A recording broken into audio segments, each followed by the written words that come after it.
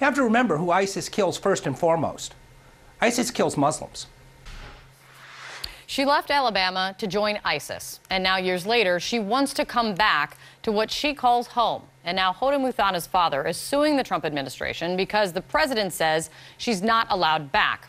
The president tweeting this week. I have instructed Secretary of State Mike Pompeo, and he fully agrees not to allow Hoda Muthana back into the country. Now, her dad says she's a U.S. citizen. She has a U.S. passport. He says she was born in New Jersey after he had given up his diplomatic status, and so that is why they are suing now. Let me play you, though, what Secretary of State Mike Pompeo said just yesterday. She is a terrorist. She's not a U.S. citizen. She ought not return to this country. She may have been born here. She is not a U.S. citizen, nor is she entitled to U.S. citizenship. Is that because she was the daughter of a diplomat and she was born here? Is that? That's right. Joining me right now is the lawyer for Hoda Muthana's father, Charles Swift. Thank you for coming in. Good to be with you. What do you say to the Secretary of State? Well, it's odd because the Secretary of State's office said that her father was not a diplomat at the time.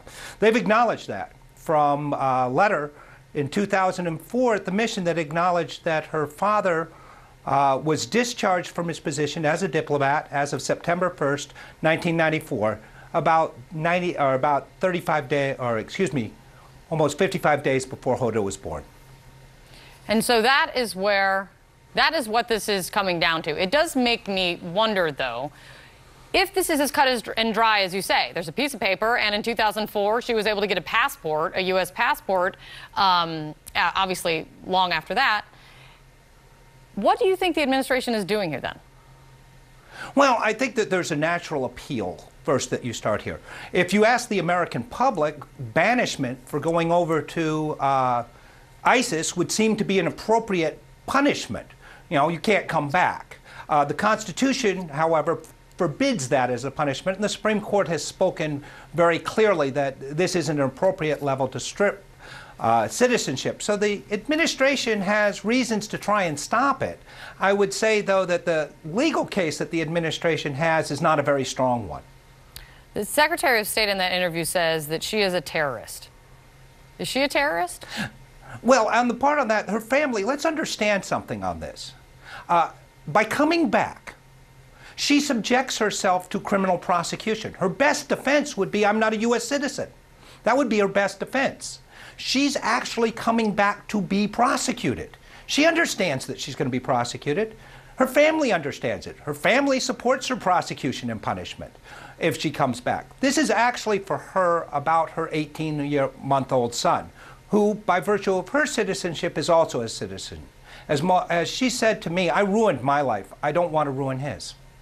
I want to play for you. You say she and the family say she is prepared to face charges for her choices and what she's done.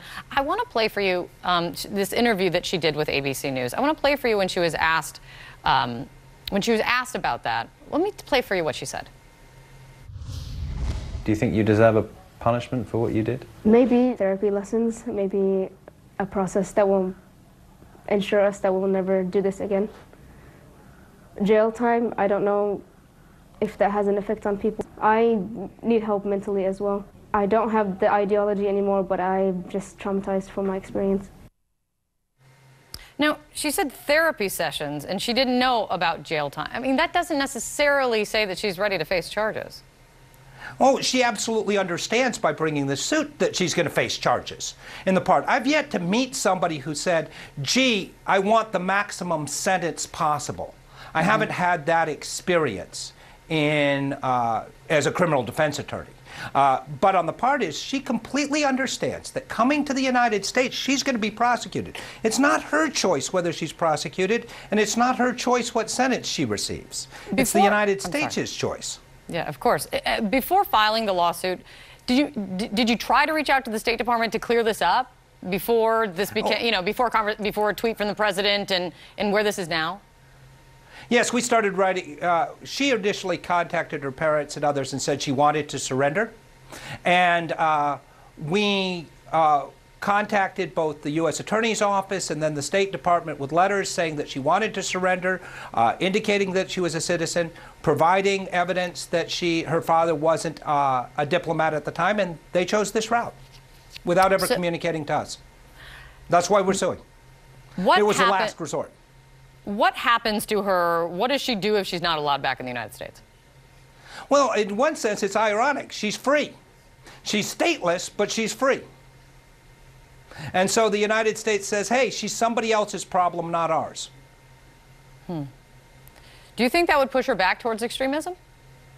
I don't know on the part on it. I would say on the part is that I think that and her family believes that she should face prosecution, that she should come back, and that this shows us to be the nation of laws. This shows us to be the good guys. It's both right to hold her accountable, and it's both right not to hold her infant son accountable. I've seen her tweets since when she went over there after she had gotten there. Did she support acts of terrorism, to your knowledge? Has she admitted to that to you? Well, in the part on that, I haven't discussed it with her. So I can tell you this: I think that the maddest people at her, the most angry people, are both her family, which have been shocked, disappointed, embarrassed, to name just a few, and then the Muslim population in America is the next most angry group. We have to remember who ISIS kills first and foremost. ISIS kills Muslims. And inside my own office, people are extraordinarily angry at her. But that means she comes back and faces justice, not that her citizenship is stripped with a tweet. I'm very interested to see what comes of this lawsuit and where this heads. Charles Swift, thank you for coming in. I appreciate your time. Thank you. Thank you. Coming up.